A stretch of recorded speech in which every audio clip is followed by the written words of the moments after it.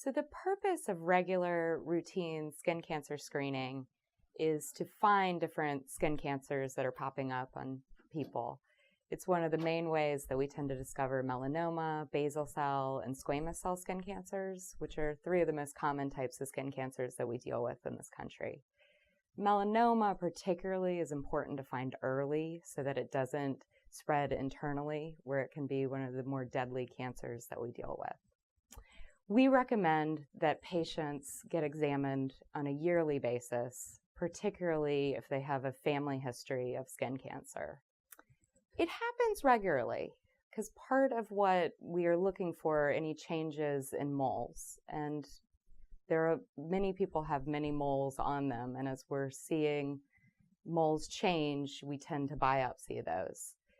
Thankfully, a lot of what we biopsy are benign moles that are just starting to make changes called dysplastic moles. And the idea is that if we can pick up things before they've actually turned cancerous, we truly have prevented a skin cancer occurring. There are many risks to not being examined.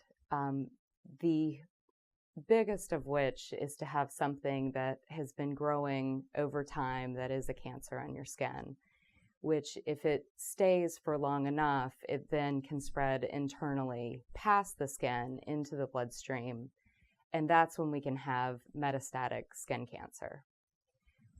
We regularly encourage people to do self-skin examinations, probably every 1 to 2 months, taking the time to get out of the shower and taking a good look at themselves in the mirror.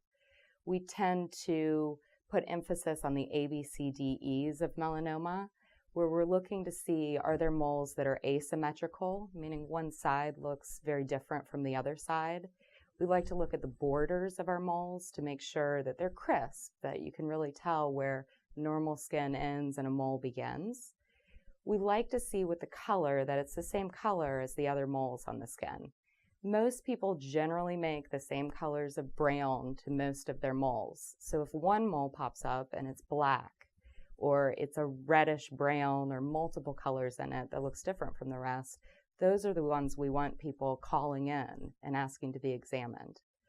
We also look to see about diameter. If it's greater than 6 millimeters in size, we tend to have people get those checked out, especially if they have no other moles that are exceeding that size. And then finally, E is for evolution, and that's just a mole that has been changing over time. And that's what I find as a dermatologist. People are very good at finding on themselves and coming in. So when somebody comes in and tells me exactly how a mole has changed, it generally cues both of us in to the fact that there's something that needs to be examined there. So other warning signs that we tend to ask people to watch out for are wounds that just won't heal. You typically know how long it takes your body to heal from a scrape or some trauma that you got to your skin. And if something is staying for longer than that amount of time, so if something wants to bleed on its own or will not heal up in a 2 to 3 month period, it needs to be checked. That is one of the most common ways we tend to see basal cells and squamous cell carcinoma present. The other thing is if you're just washing your face at night and something wants to bleed on its own that you haven't picked at and it's just happening spontaneously, that's another really common way that we see a lot of precancers and skin cancers present. We typically see more stuff occurring on the face, neck, and arms, which are the areas that we've all gotten more chronic skin damage. So those areas, I have my patients really be focused on any abnormalities that are coming up. During a skin exam, we generally bring people in. We have a moment of trying to get a history of their family history and what they've had in the past on their skin, if they've had any difficulties with moles or any past history of skin cancer.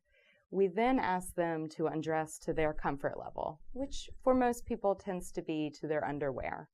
And we give them a drape to cover them up, and we can definitely perform the skin exam to a level of modesty that everyone is comfortable with.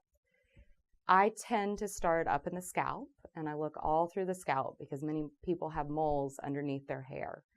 Those are ones that wouldn't be seen by everybody, probably just your dermatologist or your hairstylist. So then we move our way down from the scalp, and we tend to go all the way down the body to the toes, in between the toes and on the bottom of the feet. The idea is that I want to see as much skin as I can so that I can examine if there are any changes or if there's anything that doesn't tend to look like it should be there.